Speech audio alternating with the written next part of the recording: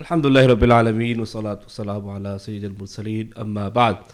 Assalamu alaikum viewers. Alhamdulillah, we are back again with a different panel this time.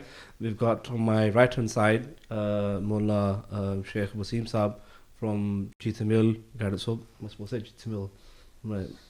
Because Cheetah Mill is a bit kind of fishy whenever you say Cheetah Mill. But anyway, khair. Right. Then we've got on my further right Imam Khatib of Victoria Park, my elder brother Hafiz Mullah Ozair Sahib, and then to his left we've got another Imam Khatib of Victoria Park, Mullah Fahim Saab. So, Sheikh, starting with you, I think the panel they want to address youth issues, in particular uni life. So I've been to uni. Yes. I assume you've been to uni as well. So the kind of issues that we see in uni. So when I was there, I saw homesick, students not being home, missing home. Then that affects their studies. Then being open to the opposite gender conditions. Yeah. Then thirdly, being open to do whatever you want.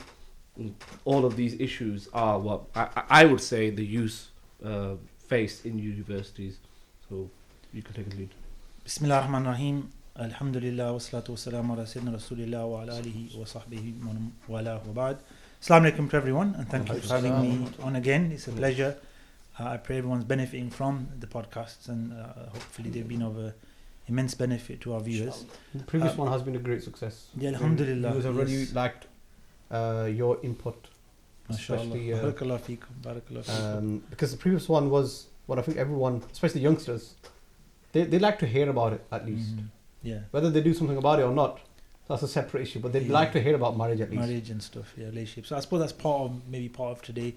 But yeah, no, Maulana Omair Saab has introduced the topic of uni life and the challenges we face. I think it's really important because I think that's such a crucial part of your life, your age, your maturity, your development, your character, and who you become for the remainder of your life. You're coming into this almost like complete independence. You moved away from home. You make your own decisions. Nobody's looking over your shoulder anymore. You've got a lot more freedom and space, and that can lead to a lot of problems. And a lot of, Islamically, you may be crossing certain boundaries or being exposed to things like you mentioned. I think the place to start would be the homesickness or being away and having freedom. It's a double-edged sword. You need to grow up, you need to have independence and fend for yourself, but at the same time you're away for so long and parents don't know what you're up to, who's around you. You don't even sometimes know if it's good or bad for you, because it may be the very first time you've been exposed to these circumstances, such as other ideologies. There's atheism out there, there's anti-Islam,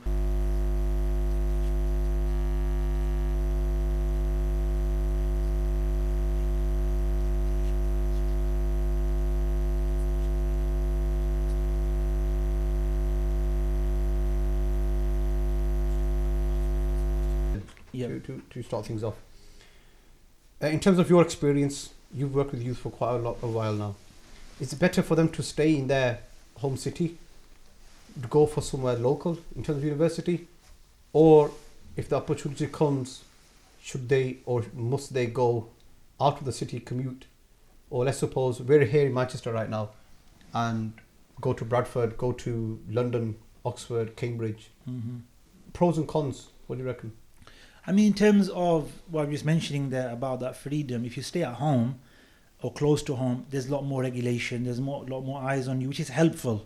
It's better, it's better, it's much more going to be more protective for your iman, for your, personality, your development, keeping the haram away from you. Because you're close to home, you got to go home, let's say, and you can't bring people home or do things and so on and so forth. What would you say? I would say is also financially beneficial as well. That's an upshot of it, of course. That obviously you're not going to spend as much money on rent and food and all these other costs, travel, etc. You avoid completely waive the maintenance allowance concept. Yeah, you could just the fees of the degrees all you need really. It's another subject on its own. The tuition fees and student finance. Yeah, that's a topic jais or not? Own, yeah. And even if somebody does go with the option that maybe it is jais, then at least you take the bare minimum, which is just the tuition fees. Yeah. And stay at home. So 90% of the living costs completely. And for us in Manchester, like you said, we're here. There's like 3, 4, 5 universities. If you look around in other sort of neighbouring towns as well, that are very close to home. You know, short train ride away or local in the city. Some would argue then it's not good for your development. The further you are from home, the more you get to stand on your own 2 feet. What would you say to that then? I would say when you start to learn to swim, you don't jump in the deep end as well. You go to the shallow side and you start, you know, pretending and figuring it all out and learning and stuff. So I think that's probably the problem with university life. It's such a big jump for most people. You know, everybody really. They're going away for long periods of time without anybody looking over their shoulder. They've got money now. They're going to take that maintenance loan. Yes. They don't even know how to manage But finances. with freedom comes responsibility. Freedom, you know, and finances, you know, and this is all a mixture for facade. I remember line of poetry says, "Inna al-faragha wal-shababa wal-jida." Inna al-faragh, free time, youth, and jida, which is wealth. Mafsadatun lil mar'i ayu mafsada, is the, you know, destruction for a facade, you know, mafsada for a person. What a mafsada, right? It's just going to destroy somebody. So having time, free wealth, and, you know, your youth, all of them come together. Together. We see what happens. Recipe for you know, it is a recipe for most people. The vast majority is not going to end up in. So would you say now here's kind of an option for students, that, for example, if someone had to move out, so he's come from London, he's to Manchester. Yeah. Now his uni is going to be till 1 p.m, 2 p.m, lectures over. Now, would you recommend a student to do some type of course, an Islamic course, or join another Islamic course, so that he's using his time wisely, as you were talking about the time? Definitely yes. I think that it's important when students go to university, they attach themselves to the local masajid.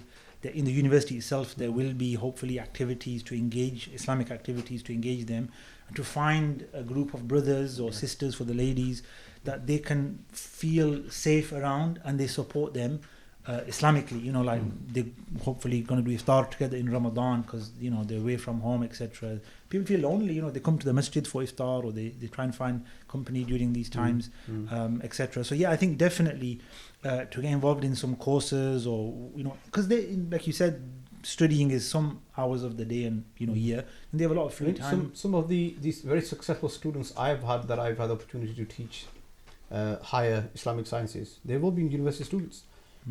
I myself, I've been to 3 different institutes. I started off by doing pharmacy at Hertfordshire, then came to Manchester, did LLB law, then I also did my chaplaincy from Markfield. That's a big change. I've done a lot. Let's say I've got a lot of experience under my nala, not my belt. Yeah, so point being, I've seen a lot, and I've seen so many students. I've seen the whole spectrum basically. So when I lived in Hertfordshire, I was away for 3 years. I've seen the student life. I've seen what's going on. I've seen the facade there. What I saw was 10 years, 12 years ago. I presume it's a lot worse now. Yeah. I was lucky in the sense that the people around me were of my understanding. So we then got a house, and then we all contributed towards the rents. We cooked together, we even prayed Fajr Jamaats together. We did all of it. Alhamdulillah, we were lucky to have that type of mahal. But if you're in the uni accommodation, and what do you call it? There's a name for it, isn't it? Where they're all living together. In the uni halls. I've seen a lot. And what I've seen, I can't describe on screen. I have heard they now are making, you know, men only, male only, female only halls, but obviously not all the time and not everywhere. Yeah, not all the time. And okay, so with all of that, what I have noticed, it is great for your own development. So I was put in the deep end, like you said. Yeah. So I just left, landed there for the first time, had so much money coming to my account. MashaAllah. Yeah. So for somebody of that age, at 18, suddenly £2,000 coming to your account, you're like, wow. Yeah. It's a lot of money. What do I do with it? So obviously you've got to be paying rents and stuff. And then students after that, the amount of money that they waste. So living away from home does teach you money management. It does, yeah. Well, it depends on the person. But Depends if on the they person. do it right and think about it, they will get so it they're right. knowing that. But a lot of students waste, like you said, a lot of money as well. I mean, when it comes to bills, and at the end of the month you got to pay your bills.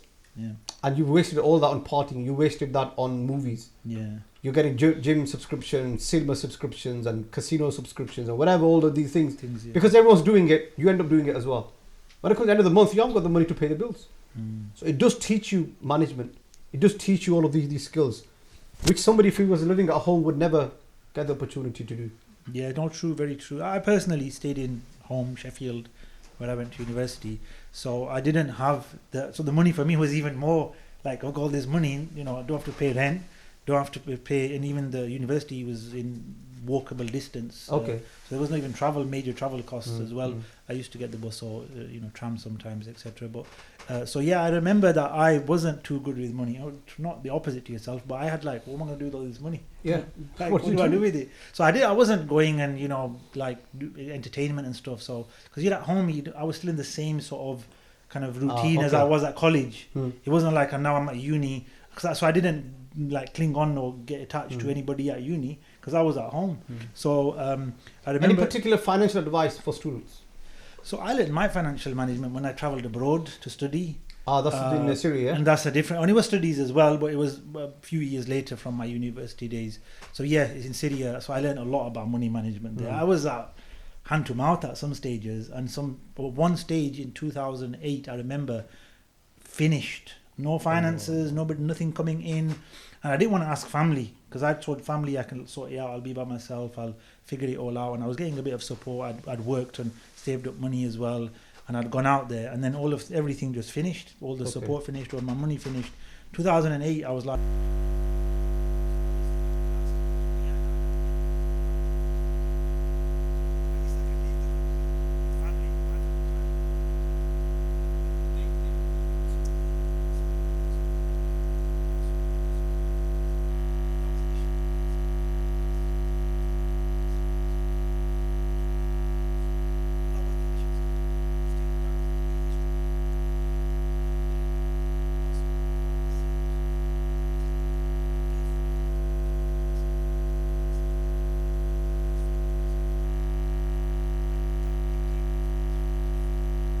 But I was a bit silly. It was literally, how much do you need? And I said, this much. And I could have said double what I asked for, and he would have provided. And I struggled then because I had less. But it taught me to manage the money and be appreciative of it and so on and so forth.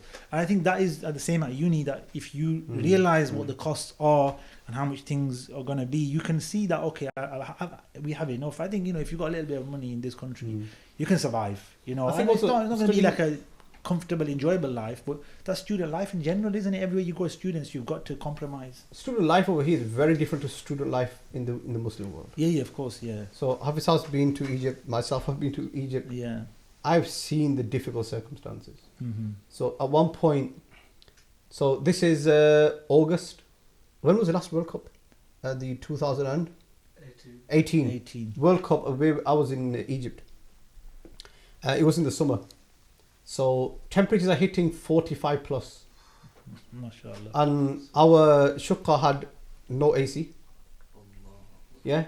The fan, the only provided fan, stopped working after 2 days. MashaAllah. So there came a point, look, if we were actually when we were in our rooms, we walked around without tops on. It was not possible to have anything on. That's how warm it was. Honestly, it was survival, wasn't it? Or what you would do, survival mode. Or what you do is you wet your garment and put that wet one on. Wow. It was the only way to keep yourself cool. That's how warm it was. At night, I remember I would sleep under the window in hope that a breeze would come in. These are the circumstances we've been through. Yeah. It out there is very difficult. Yeah. I even visited the Azhar dorms as well, and I saw the foreign students, the struggles they go through, the Indonesians and these kind of things. They're lucky to get a meal in a day. They're lucky to get a meal. The free bread you get on the streets, the raghif you get, the free bread, that's all they got. That's it. Nothing else. So student life can be very difficult, definitely. In contrast to here, where it's the perfect time to really develop yourself. It is, yeah. All that freedom you've got, if you can really make a success of those years, you've really set yourself up for a good future ahead of you. But if you waste those years, it's a detrimental thing to your future. There's so many people who have taken a really laid back approach to university life, not realizing that these are your formative years. You're actually going to make who you are for the rest of your life. It's make or break now. It's make or break, and that's it. So with that freedom comes responsibility, is what we're trying to say. Comes responsibility. I mean, if even today we recited Surah Mu'min. قد أفلح المؤمنون الذين هم في صلاتهم خاشعون والذين هم عن اللغو معرضون. One of the signs of Iman is هم عن اللغو معرضون. When it comes to wasting time, they actually turn their face away from it. Are you using your time wisely, productively. And coming back to that first point you Hafiz mentioned here, some of the very best students I've actually taught that Islamic and stuff have been university students. And university timetable is so relaxed, it's unbelievable. Give or take depending on which course you're doing as well. It does depend. But I mean, I had some accountants, I've had software engineers, those that do coding and stuff like that, which is a hands-on course. It takes quite a bit of your energy. But in the evening, you've got so much time.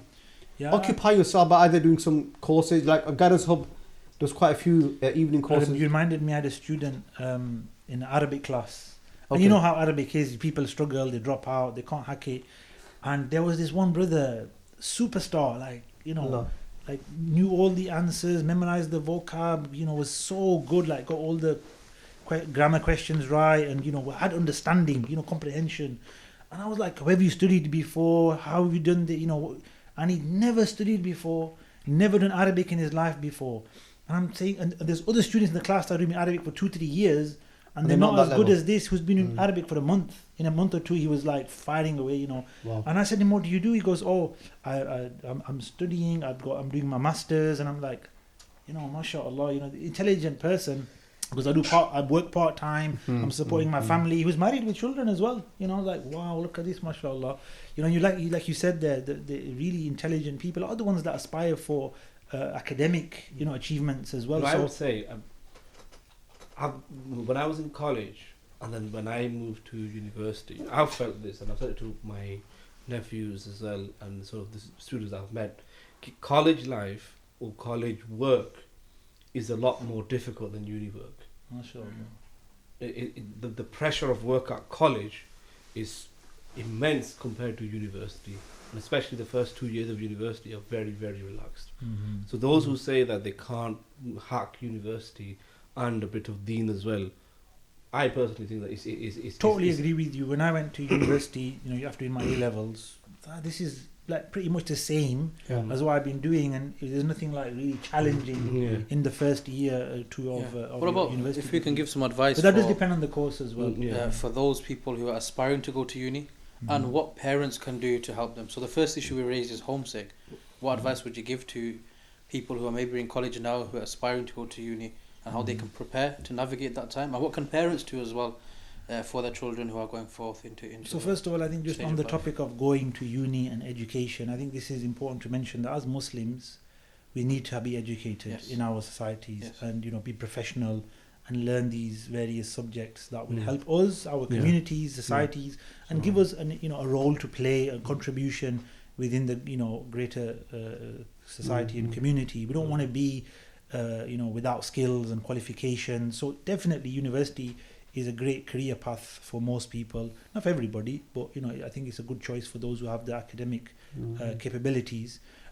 Then when you obviously choose the course and all of this, that's your career, fine. But for parents who are sending their children out to university and want them obviously to achieve, or supporting them, it's a lot more engaged or involved hopefully from the Muslim families, that they are not just it's not just go to university, it's your life. No, they're my child, their future is my future, what they do is my responsibility. So I think parents need to realize that when you're sending them out there, you are responsible for them to they're adults, and you got to educate them, you got to guide them, you got to keep track of them, and then there is the issue of whether you stay local or go home or go further away. I did, when actually on the homesick part, when I went to Syria, I got homesick. And I was literally about to give up after about a week or two. No way. I was like, no family, no friends. You didn't get the food. No roti salad, food no is a big food, one. right? And loneliness. Like there was brothers around. There was really good people. Honestly, there was fantastic people, but it's not the same. The new people, and you're even like, are they going to be good friends for me in the future or not? What's the relationship going to develop into? So you're kind of testing the waters, and you're away from home, and there's nobody iron your clothes. There's nobody to do all these different things. I used to iron my own clothes anyway, but mashallah, I used to cook as well. So the cooking side wasn't too bad because I could cook Okay. My mother passed away when I was young, so I learned to cook andi and that kind of stuff. So I was quite responsible. What can you in cook? that sense. Yeah, go on. What can you- Lentils, chicken curry, meat curry, vegetables like Easy. what do they call them? Toriyan, we call them. What do they call Easy. them? Courgettes. Sheikh, have Yeah, you these ever kind of made a stuff. biryani? No, biryani. I can make the chicken side of it, but the mixing it all together. No, I don't know how to do that. Part. I can make a biryani. Mashallah, that's very good. I made So when I was boiled in rice. uni- I can make boiled rice with lentils or boiled rice with chicken curry. But like the actual biryani, whole of that. I think that's I probably could do it, but I that's never another really life done it. skill you actually Yeah. learn by living away. A bit living away. So I learned it at home. That's believe it or something not. that uni students Yeah. should really look at doing, because Yes. you can really cut your costs. When of we went going out there, like if yourself, you we can took cook. turns every Yeah. day. One person cooked. The only thing I That's can what we cook did in is the Egypt as well. kebab. Yeah. In Egypt, when we went out there, we found that most of our money kebab. was being spent on getting outsourcing Yes. food. Yeah. Whereas if you go to the supermarket, you buy in bulk, you can actually sustain yourself for a lot less. Yeah. And so when we were out there, that's what we Reminding did. back to the point we were on, which was the homesick point, and Gee. being away from home, you are going to look for friends. And that's what I did. I looked for people that I could attach to, feel comfortable around. And I actually went through a few people or different, to find where I wanted to be. But alhamdulillah, I was a bit older when I went abroad. I wasn't like 18, 19. I was in the early 20s.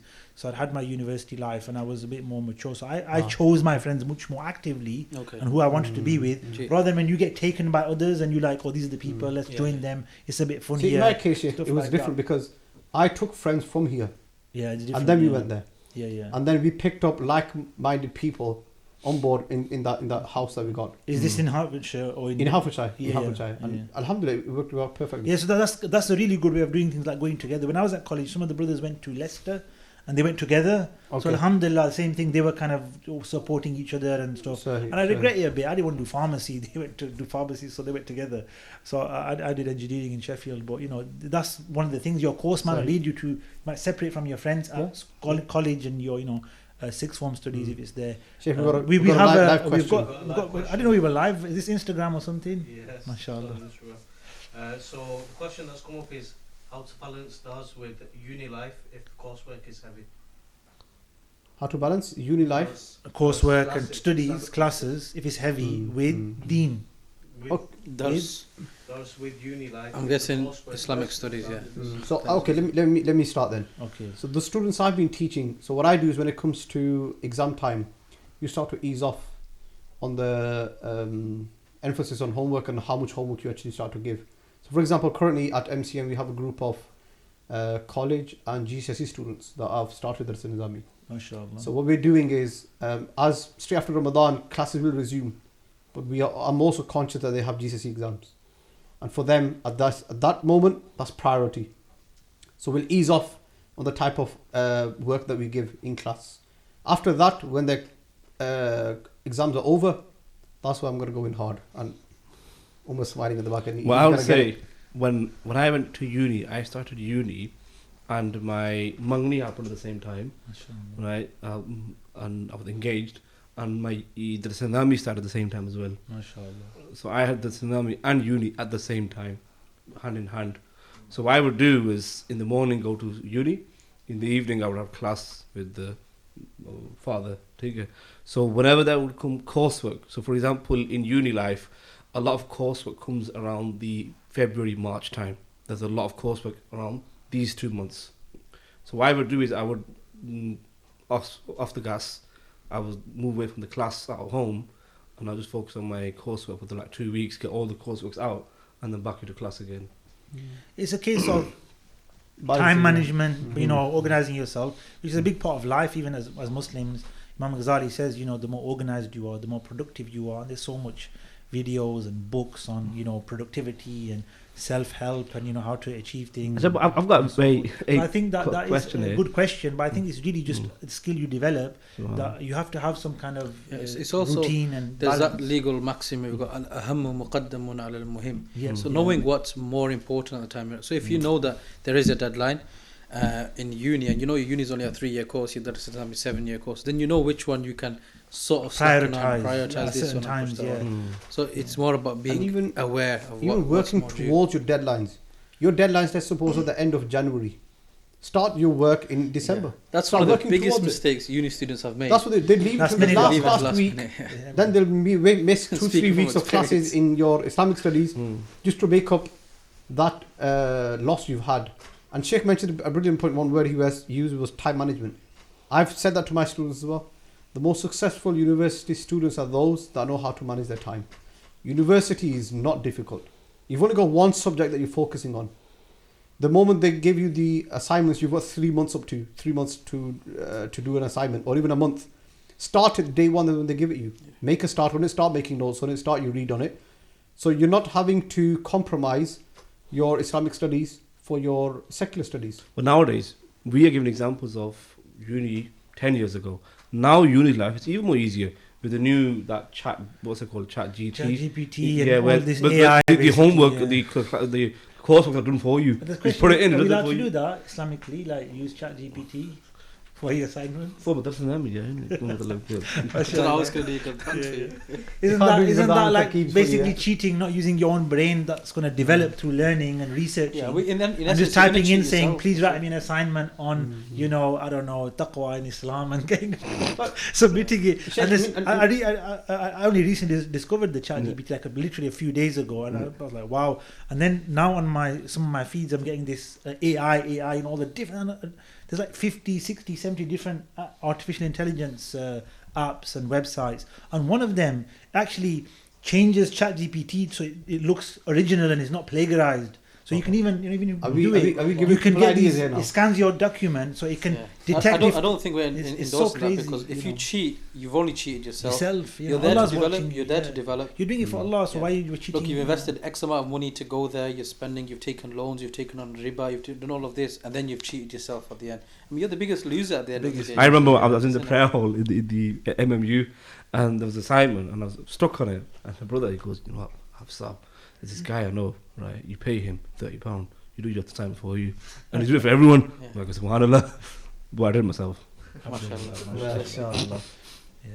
And that now is another element at university, that people have a fear of failure now because they don't study, they don't manage their time.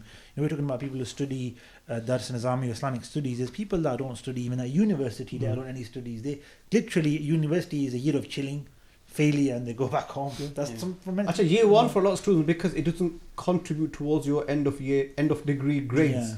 Year one is absolute chill. Just get the bare minimum 40. Just pass, to at least get into year two. Year one, absolute chill. Yeah.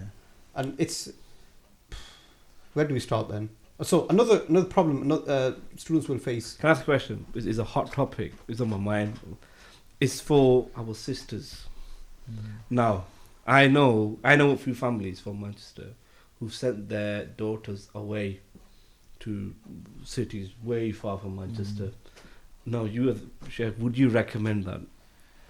I mean, first of all, we can provide legal frameworks, and then we can add the other recommendations, risks involved. So from a legal framework of travel, if the parent, father, brother go and take them on the journey, leave them there, they've not done anything wrong in terms of the safar, but now leaving them there with a group of people, who is that? What's the new people, right?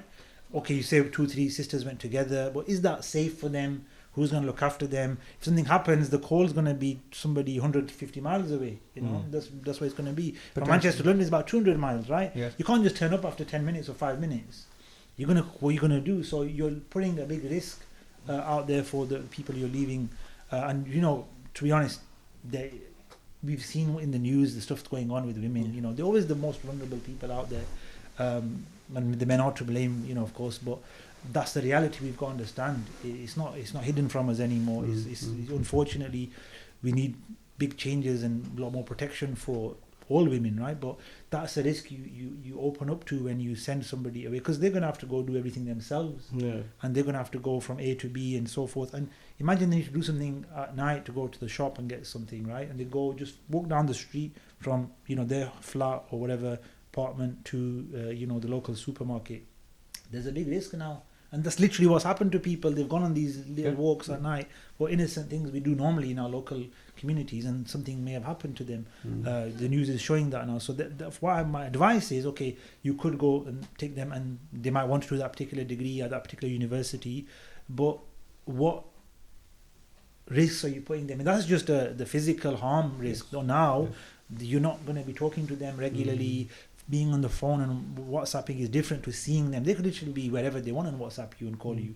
You could just, So the advice would be that for sisters to make that sacrifice of that desired course, which they're only getting into if they move out of the city, make that sacrifice and do something a bit more local. And even if it isn't option A, go for option B. And but I'd for say your the own same for security. brothers as well. Even Yes, for brothers as males, well. to go far away and to be away, it is going to be a problem for them as well. Of course, if there's a group of them, that is much more likely to be safer for the brothers, males, than for females. Yes, genuinely that's the case. But I think the females, there's much more vulnerability there. And that's really the key here. Is that you got to look at vulnerabilities and protect people. We have to take that seriously. We can't just say, this is a great degree and it's really good and send them off. There's loads of stuff happening. So it leads to another question is, in our society, our Indo-Pak society, that women should not go to university. We have this type of dilemma as well. Now, how do you tackle this? So both of them go hand in hand. Send them, there's a problem. Yeah. Not send them, still a problem. Still a problem, yeah. I mean, this is a really good point actually, because we're Muslims are really bad at surveys and statistics and polls, right? But I really would like to see how many Muslim sisters in particular have gone on to use their degree for anything, like really has it helped them in their life. Because what's going to happen normally, like you're talking about traditionally, let's say you get married and you have a child most of the time, right? This is the general trend. And you look after a home, so you don't need to work because husband's bringing the income and expenditure, which makes life easy for you and you're happy most in traditional sense, although women want to work and have their own lives as well, fair enough. But really, do you need that, right? And will you, even if you get the degree, go on to use it? What about someone who intends to do the degree just for their personal development? Because the university gives you great thinking skills, communication skills. You get to think critically about things. I remember we talked about the 4 things that a woman's married for, and we said deen, and we sort of went towards a translation of about intelligence. Intelligence, yeah. And you don't want them to be all kind of simple-minded and don't have any intellectual thoughts or someone who the world is big as their front room. You want to talk about... It makes you critical. Critical. And you want that in your spouse, because that actually makes her and you, both of you, better parents. Think about their future, the household. But too much of that puts you on the weaker end. Too much, and then too much big brains and opinionation. But isn't that justification for why somebody, male or female, wants to go to uni? It's not always about the end result. Sometimes the process of study itself. And this is the thing. I'm personally pro going to university. Okay. I really feel that's for those that want to go. Like I said earlier, not everybody's going to go. You might go. Sheikh, let me add to that then. But let me just qualify my statement with saying, as long as it's safe, regulated, and a productive environment. The common trend is not parents just send the children off. The children just run off and spend 3-4 years away and become totally different people and come back. And that's what we need to talk about. That they're losing their identity at university. Okay, so adding to that, if the intention and the maqsad is by going to university, I'm really going to pursue that career, then it's worthwhile going. A lot of times what's happening is students going out either to just get away from home, to experience the student life experience. I just want to have that experience. They don't really know why they're doing a degree. They've taken on all of that debt, all of that riba, like Hafiz was mentioning, all of that to one side, and then they're not going to pursue that career. They're just going to sit at home, or they're going to support their family in their family business. And if that's what's going to happen, really you need to ask yourself, why am I going to university? And secondly, if I am going to university, touching on your point about sisters going to university, I'm also pro, but only with the intention that, God forbid, anything was to happen. If a sister has that degree, she can use that to her advantage. 3-4 years, 5 years, let's say 10 years down the line. God forbid the family breakdown happens, they divorce, they separate, she finds it difficult to get married again. She has that degree, she has a skill at hand. She can use that to financially support her family, her children, who've probably been deserted by this man who's run away now. I think that's if it's with that maqsad, I think there is khair in that. No, definitely. We're always pro knowledge, and knowledge is empowerment. That's what we're saying. If you know that you're going to get empowered through that skill, and then that makes you question what other degrees people should be getting into as well. That's another question. So for sisters, for example, my father just commonly say, especially getting into the medical field, where there is a lot of need for, let's say, and that- female nurses, female doctors, to see Muslim female patients. That should be their priority for young Muslim women and men as well, to look for the jobs or the careers that are going to serve The ummah. their own, community, especially their mothers, their aunties, their sisters, Yes. the next generation of women. So yeah, exactly like that. Doctors, So nurses. would you recommend you know. the? Some people asked me, and I've given this recommendation. I'll put it to the panel. Do you agree? Is the open university, where you're at home. Okay. Okay, yeah, If yeah. you're at home, Yeah. all of the coursework comes to you. You just go at the end of the year and give an exam. I know a brother who's doing that. Yeah. He's doing a degree an open But the university. Sakri's brother's doing it. Mashallah, yeah. So the people do that. It's really good. Yeah. Well, it depends on the course and Yeah. what you want to achieve. Mm. So if you want to do medicine, you have to go You have to to go in. practically get involved and do Yeah. that. Nursing and all of these Mm. certain professions require the degree to be part of its like physical hands-on training, Yeah. being You've in got an to be on environment site. with the on site. Mm. Yeah. Whereas some careers, and you do a maths or English degree, you can do them online. This is just a lot of studying Yeah. and passing exams and assignments if there is and stuff like that. So it depends on the career and the goal. So I wouldn't just say it's an option, but thank you for mentioning. I think it is an option Mm. for some people.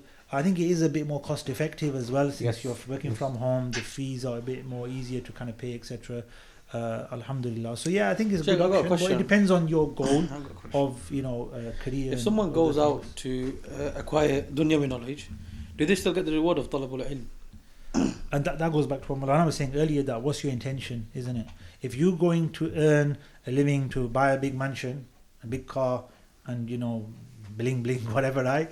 Then no, there's no reward in that. فَمَنْ But- كَانَتْ هِجْرَتُهُ إِلَى yeah, اللَّهِ. that's exactly what you'll hopefully you don't get punished for it, but yeah, there's no like reward for doing that. Same though for, I would say, somebody who studies the deen Yeah. for the intention to become known and famous, because we know the fire is lit for the generous person, the Qari al-Quran, and the Shaheed, or the Alim Qari being Alim at that time.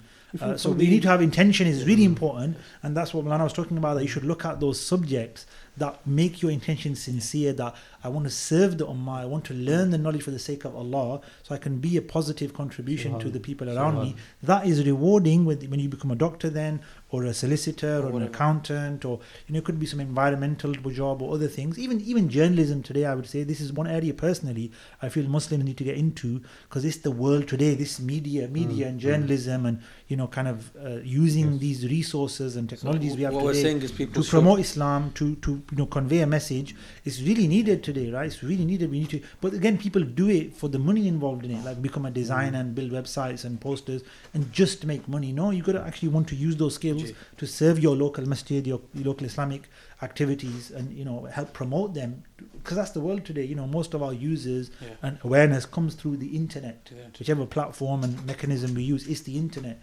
We're talking to people less and less in person. How many people do you call and say come to the event? You just share a message on WhatsApp and your status. I still do that, and you should still do that. And most people actually, as they still proven, the best sales is the calling, speaking to people. It's the number one way to sell when you have a conversation, which means here to promote the good. So we've got to have conversations, and this is the danger of technology, by the way, is pulling us away from actual conversations and doing that. But coming back to where we were, I think that definitely with the right intention, any degree or most degrees could really be a big reward for you in this life and the next. That's Allah something we subhanahu want wa ta'ala. all Really Muslims, important to all understand. Muslims to do is whatever field you're going into, intend to benefit the Ummah. And just to add one little point to that, really important point, we know the blessings of going out and seeking the knowledge for the sake of Allah subhanahu wa ta'ala.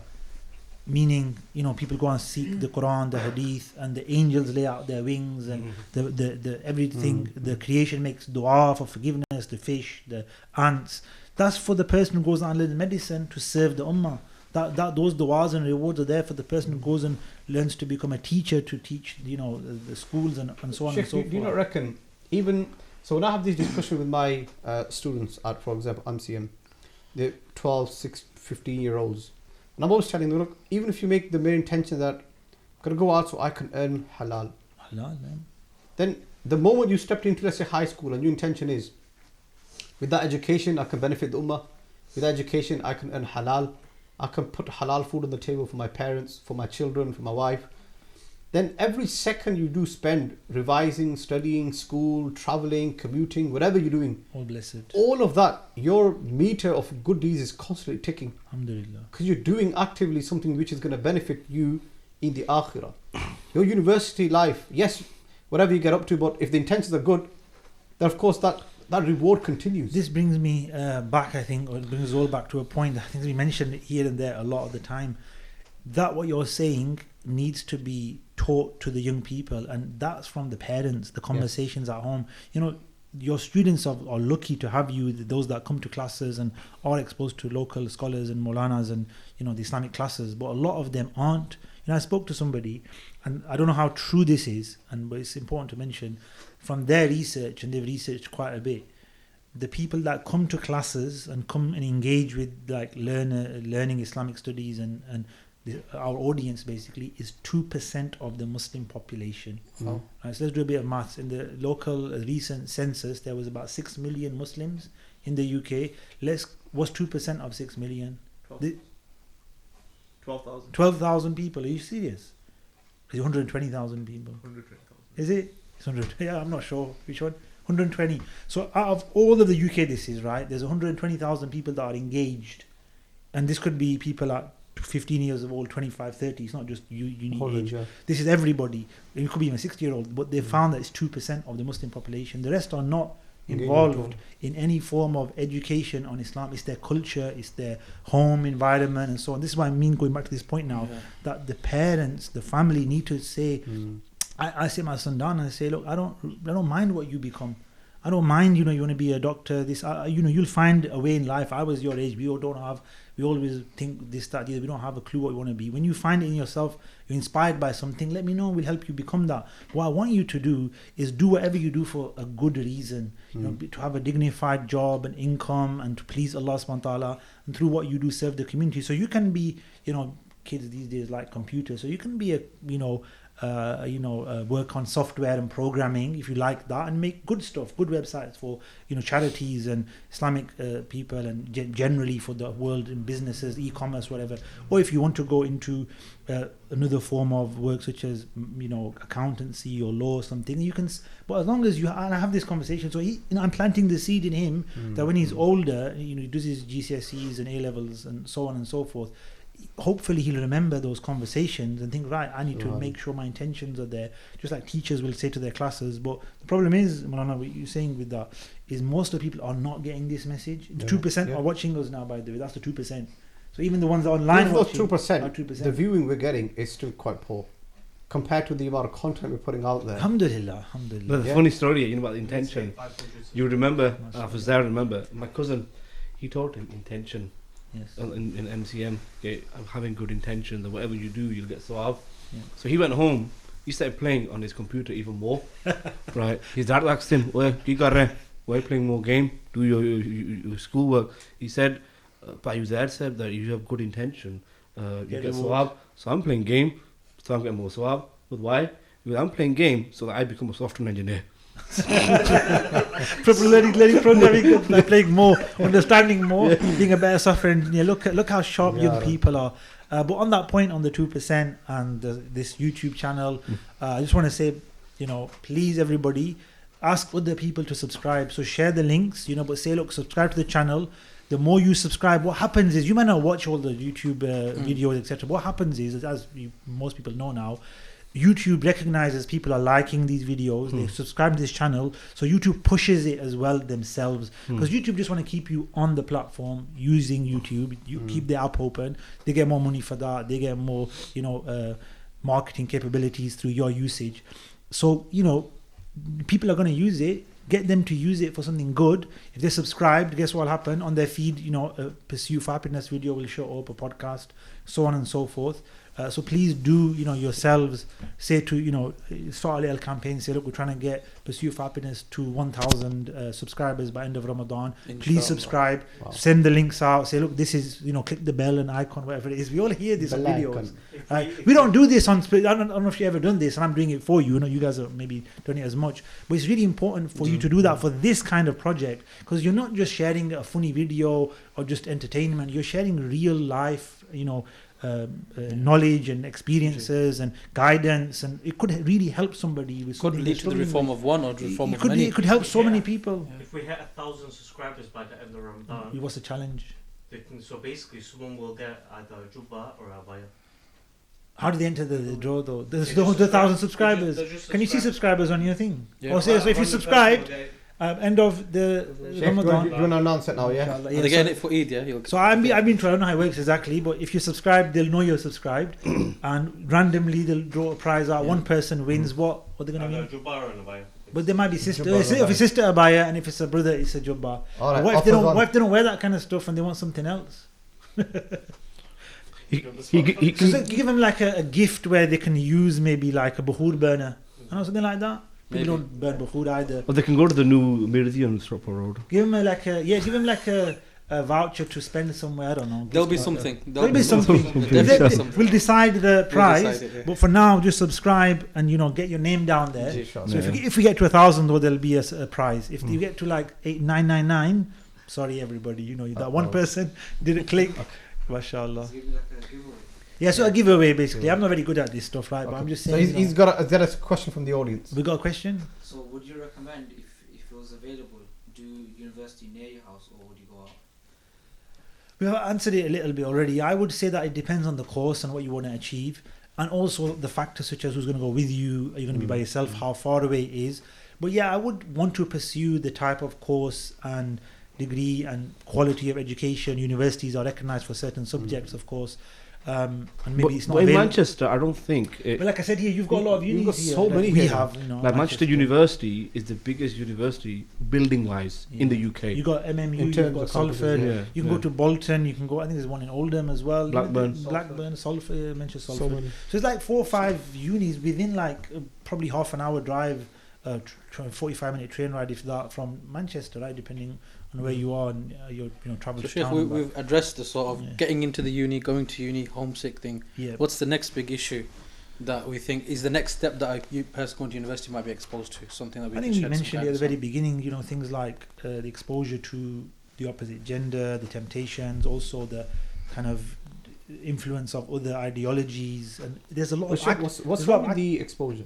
So there's nothing wrong with it. We're all Because exposed to look, it. you've got Asda, you've got Tesco, there's Yeah. exposure there. No, But and not why are only we that, hating on the but university we've got to exposure? learn that because you can't keep people in a That's- shell and protected for the rest of their life. They're going to go out to the world Yeah. and they're going to be exposed to it. You're right. So we that need to exposure train is people. different because at Tesco and Asda, that exposure is what just a split It's second. passive, isn't it? Yeah. It's But like- in uni, you're in the class. Yes. Or for example, which is more dangerous, I've seen when I've been in that situation as well, is when you have a group assignment, Mm.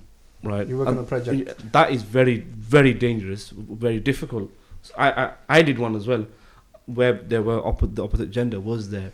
You feel like you're traumatized by it, mashallah. No, but I because of the way I am, Yeah, mashallah. I went to uni like this, Mashallah. in these clothes. Well, I'm gonna Alhamdulillah. do one. I don't care. I'm gonna wear like this in uni. I was the only one in the uni in the Mashallah. lecture room. I'd walk in with the topi and like this. One day I went in the membership as well. Mashallah. Like, Mashallah. do one, right? Yeah, no, I am that's what I fine, am. it's fine. If someone can go to uni and wear work clothes, right? Exactly, accept me for who I am. They accept That's it. what the Why are we society not accepted? teaches us exactly. Yeah, Yeah. that's the society we live in. In fact, it's quite trending. A lot of the Muslims wear the jubbas on a Friday. Yeah, A lot of Muslim brothers will be doing that. Yeah, yeah, And it's good. It's good. Yeah, it's good. It's showing, We- sharing that tradition with the this people out is there. this is the tradition of the British tradition is to experience and accept other cultures and clothing, whatever. Obviously something we don't agree with, but that's the life we live and the people we live around. So why should they not So you accept shouldn't what we shy wear? away. Yeah. Shouldn't shy away from your identity or Or sharing. what anybody wears, it could be, African, clothing or, stuff. So I think that's really good that you did that. Yeah. But yeah, no, you're right that these are the big temptations now, and the exposure. But like you, Maulana Omair is saying, that's an active exposure. That you're being like forced into a situation. You're being told certain things. You're being made to feel a certain way. Whereas when you go around your community environment, it's not aggressive or on you. You go by it. You can engage in it, isn't but it- you can pass by it as well. Isn't So- it important then parents, before they even send that child to university, to teach them their limits? 100%. They should know their limits. I mean, how much exposure can I actually accept, and where do I draw the line? Well, what is a healthy gender interaction, the opposite gender? Where do we draw the lines? I think, you know, we can't avoid being around other people in general. That's life, Yeah, right? this debate yesterday. Like you said, you go to Asda, we go everywhere together, right? Or we be in places where there's other people. The main rule, the main thing for men, women, for our Muslim brothers and sisters is to make sure it's a safe environment where other people are present. Don't let it go down to that one-on-one situation with the opposite gender. Even the same gender, sometimes you don't want to be That can even be in on the the room phone. with the one person alone. It's just dangerous. That applies to 'Cause even phone there's no communication, doesn't CCTV, it? right? And it's Yeah. just two of you. Who knows what could be accused of or said or this or that? And especially, you know, in that situation, the man is more vulnerable than the woman. Yeah. In that situation, when people are together alone, the one who's going to come off worse in the end, but most likely, is in terms of reputation and or many other ways as well. False accusations and this, that, the other would be the man. 100%. So he needs to be careful Agreed. not to put himself. So in would that you situation. recommend, if someone, for example, wants to go out to uni outside home, just a recommendation I would say is that be in contact with a sheikh, as someone whom you could speak to. At times at uni, there comes a situation where you can't speak to your parents, not even your friends. You need to have someone there who you can approach and speak I think to. you talked about this yesterday. With the so chaplain. There's a chaplain at The uni, chaplain's a right? good So person to go to. we had a chaplain here, and you know, he did a couple of In your episodes. place. So, mashallah, you know, alhamdulillah. I know Muhammad, mashallah, met him a few times. Very nice person. But yeah, I would say the chaplain is a very good source. But I think you discussed these things about Aqidah, and with chaplains trying to balance everything and trying to please everyone and all that kind of stuff. So it's difficult for the chaplain to be there for everybody all the time. But yes, if you can go to a local masjid and find teachers, the local imam, you know, make a friendship, and this then as well goes out to the masajid, that they should be welcoming students when they're in cities where there's universities, especially Manchester. And I know the Central Mosque here in Manchester, they do that, mashallah. There's a big student community within the mosque, and that, you know, comes regularly. So that's really important, that the imams and the community support the student presence in their cities. So I would definitely say that is one brilliant way, and for the sisters especially, I would say, because we always talk about it from a male perspective, or men in particular. I think women also need a space and the time, and you know, teachers as well, female teachers, you know, female scholars, learned people, that they should be given access to, who are like us, you know, they're born and bred in the UK, they speak the language, and they can relate to their challenges, and because they're going to have problems as well. And sometimes talking to a male imam is not always easy. Yeah, it's not ideal. I want to steer in another direction then. So we talked about marriage once. Is university the good place to go and hunt for a spouse? Because one of the issues we highlighted was youth don't know where to find a spouse. So some people will say, well, look, you're going to uni where there's like-minded people doing like-minded things. Or would you say, no, it's a very dangerous situation because you're going to compromise your study or this and that? Big problem with that for me, right? Go on. Although I'd love to do it probably. You're going to find a wife not to study.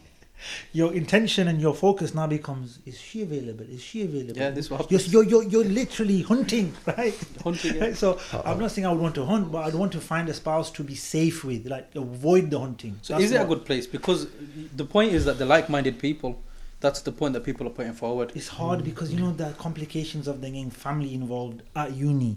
You know, then I think this is, again, it goes back to the family. A lot of our conversations... A lot of family will reject it. You know what happens? But no, this one, my point here is that, look, if you send off your child and you say to them, look, if you're struggling and you need to get married, talk to us. How many will actually say that? Then, that's what I mean, they don't. They ain't going to say that. Nobody's going to say that, I know, right? It's very... The moment you're sending your child away to university, mom and dad probably already have somebody in their mind. But think about That's it. what we're gonna get Isn't hooked that onto. the You're age from where you're birth sometimes, literally isn't at the peak of your testosterone and desires and hormones and Which whatever does not help. the ladies are in their situation, right? Everybody's, you know, literally wants something, right? And that's why problems happen at university a lot, to the level of pregnancies and abortions, right? And you all know the stories, and you may even have to deal with them personally at some level.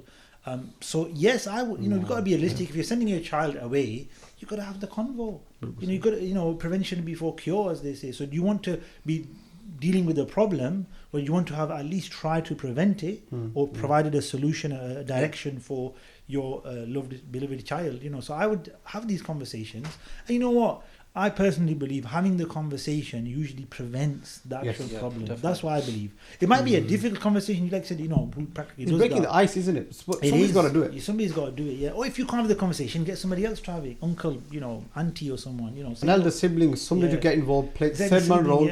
to start those discussions. Keep in Otherwise, he will contact, suffer. you know. But you know what He uni or she will does? You suffer. go to uni, it then exposes you to what the students are doing in the uni buildings or at where they're staying. Yeah. Like for example, I was in the MMU business school building on the second floor, and I'm there preparing my exam notes, and I hear a running noise. And I look to the side, and what is it? Is a sister, Pakistani, with a scarf running, and behind him, a guy with a beard, full-faced beard, running behind her, Chasing her. chasing her over what? Over a Snicker bar. A Snicker bar. She stole from their Yes. room. Yeah. But this is why it exposed. You know when you're saying finding a spouse there, I would say it's not the best place. It's not the best You place. know, you obviously you let your There hair are down, as obviously- they say, and- Some exceptions and good stories out of this as well. There You'll are. have some cases that have been brilliant. Within my social circle, I can tell you a few. There's one brother who said he went to uni, and he said when he's looking for a spouse, he goes, I was looking for the quietest person in the room. And he actually very recently got married to that person, and he found Mashallah. That's a good found way her to to be start having this. the qualities that he wants. Yeah. See, I mean, So- this is where we then you know, yeah. another discussion that erupts from this is qualities that you want to find in your spouse, which we kind of touched on At uni, previous yeah. at uni. At uni, because that time But do you see the Most conversations going to marriage, and you lost the purpose of university is studying, Is self development. Marriage is a part of that, and this is why I'm saying it's dangerous to go with that intention. I don't think even if they go with that intention, it's inevitable somewhere down the line It's gonna happen. someone's yeah. going to catch your eye. Yeah. So yeah. what's better? Is it better to go married before That's or get married that's during really or good. married after? Yeah. Because marriage is a But- big anchor in your life. But It you know, helps you to. when you're going to go university, when focus. you are 18, 19, 19, It's 18, too early. 19. Yeah, Too exactly. Like if you're married at that age, you're doing well. What about Your being parents are promised? doing well. Being promised at that age to someone. Is it something that families do? For They example, do, but I you're mean, not married yet, but yeah. there is someone you don't need to worry that's about a that. good way fikr. because why? Because then you know I'm going to come back for that Yeah, person. you've I'm got going to preserve stability. myself Yeah. to chastity. But that's a problem as well, Why? because they go uni and find another person. That could happen as well. So they see That's the another world. They problem. see there's so many other And then parents shapes and don't- sizes. Then parents are not you know, going to tempted. they're not going to accept you home. That's right. That's yeah. it. Nikal jaya tum baat. So that there's always like possibilities of things going wrong. Yeah, it's always possibilities. Umar of- saying two wives. Umar, what about you? They say in Punjabi and thande ram tate ram. Yeah, you know. But I mean, these are genuine. A lot of students do suffer, and in cases like this, you mentioned women and girls. I mean, as a whole, as beings, they are more intelligent. They're emotionally more intelligent than men. They can easily wrap a man around their finger. What does that mean? Emotionally more intelligent, or Yes. emotionally more active. Active and intelligent. They know Yeah, how to definitely, manipulate, Yeah, no, yeah, true. Yeah. and they know Well, because I'd they say- got the upper hand. I should just disagree. I don't know. I'm not a psychologist, but I'd say they're emotionally mature quicker than men. I think what later Hafsam on is we saying catch that up. they're more I'm aware not of saying we're what better their than them, I'm emotions saying we are. catch up to that. Yeah. So you're right. At uni, the lady would probably be a bit sharper She will, emotionally, and in that sense, then the And young she man, may even yeah. be more manipulative. And because she's got the Maybe. upper hand in that, generally it's the guys that are chasing. Yeah, true. And that's what you will see happening. Yeah. And because of that, they'll end up making wrong decisions in life, which they Which will brings us regret. on to another topic, by the way. I've come across these young ladies. They take money off these young guys. They For fraud them. Like married, they say, promise to get married to you, this, that, the other. Yeah. And you know what? Can you yeah. send over some money because I want to get this, that, the other? And the Can you brothers get me a just phone, send get me a tablet? it. Yeah, all they these- and send the money. He's being Brothers cool. are sending money, and then these ladies just disappear. You know, and like, what happened? They just got So many broken hearts. Yeah, exactly. Like the brothers, so so yeah, you've got to be Oh, careful. I'm hypocrites. telling you, like you said, I'm not saying This is happening. Men This do it is to women happening. as well. Men manipulate women as well. But you're right. The ones I've come across literally within my network was a sister that got about $2,000 out of a brother. you know, Wow. over promises of marriage, and she sent. It was online though. It was in Manchester. She sent fake photos. It wasn't her. Stuff like that. And they were university. So she age. preserved her chastity. Yeah. she embezzled him. Is that what they call it? Like $2,000. Like fraud. Like that's like not haram. It's illegal. You could go to jail for that kind of stuff. See, it brings about this then question of haya. Not just haram. Sorry. Yeah, haya and knowing your boundaries. So when I commonly give put myself in this spot. When I went to university day one, this was in Hertfordshire. So I arrived a week later. The rest had already made friends, and the friend circles were almost set. I got there a week later. Day one comes to the end of the day, and everyone's letting on to everyone. So guys, girls letting on to each other. It's like some are just handshakes. Some are basically shaky shake, as in they're going full on hugs and whatever. And obviously they came when it came to my turn, I actually stepped back. So day one, I had basically drew the line. Look, You set the parameters for yourself. that's it, and that helped so much. From day one, I made myself clear. This is my limit. I ain't gonna cross that. And your advice there, I would say this advice to imams, to Muslims, brothers and sisters. You know, the sooner we set the parameters, the more respect you get from the other side. course. as well. Definitely. The more they realize, look, this is his space, her space, and just like we want our space to be respected, and our culture or activities or preferences, that's theirs, that's his, that's hers, and they will respect that. Definitely. And they accommodate it for you even, right? How many times have we heard that when in fact, I know a story, it wasn't happened to me, another teacher told me, he said that there's a group of Muslim brothers used to work at a place, I can't remember what place it was, and there's one brother who used to pray and ask for a space for prayer and so on and so forth, and the boss accommodated that. Now when it came down to Eid, he wanted to take some holidays, and he said, we've got a festival, we Muslims, we do this, we want some days off. So he goes, yeah, of course, I know you're into that, and you're a Muslim, etc. His colleagues who didn't pray, who didn't do anything, they said, yeah, we need time off. He said, no, you don't, you're not Muslims, you don't really practice Islam. There's some non-Muslim telling them, you don't need to do that, you're just pretending to be Muslims with a name, because you want holidays, basically. I'm not giving you the holidays. And look at that, like you're practicing Islam in your workplace, showed their boss, non-Muslim, who's a Muslim, and not because they. Not saying these guys were bad or good. What I'm saying is one set out there, their needs, their reality. I'm a Muslim. I pray. I'm showing it to you. I'm not scared. You have to accommodate. In terms of this gender interaction and putting the knowing your parameter. One thing which I discussed recently in one of my talks at MCM was, the concept of shaking hands, hugging. It's become so normal in our society now. COVID helped, didn't it? COVID. Okay, for a while, but then whatever COVID had kept behind, all of that been pushed out. Yeah, now it's even more, isn't it? Let's get together more. I miss you. Shaking of hands itself, as we know, the Prophet ﷺ described in quite some detail that it's better for you to have nails hammered into your brain than to shake the hand of the opposite gender. You go to college and universities, this is the absolute norm. And when these same individuals go into workplaces, every meeting you start by shaking everyone's hands. What I saw at uni was apne Pakistani Musliman hugging the lecturers. Is that allowed? You gotta have So stuff like that is happening. So what we're saying is, for those people who are expecting to go to uni, is set your parameters as soon as you get there. It's better for you in the long run, and people will actually respect you for it in the end game, isn't it? So set your parameters, and you'll see. There's one topic I just want to talk about a little bit before we finish, and the challenge of anti-Islam or even anti-theism, like Shall we do that? Let's give the viewers a break. We'll see you tomorrow. Bismillah. We'll talk about that another time. Yeah, we'll rather pick it up tomorrow, inshallah. Inshallah. Jazakumullah. Assalamu alaikum, everyone. Salam.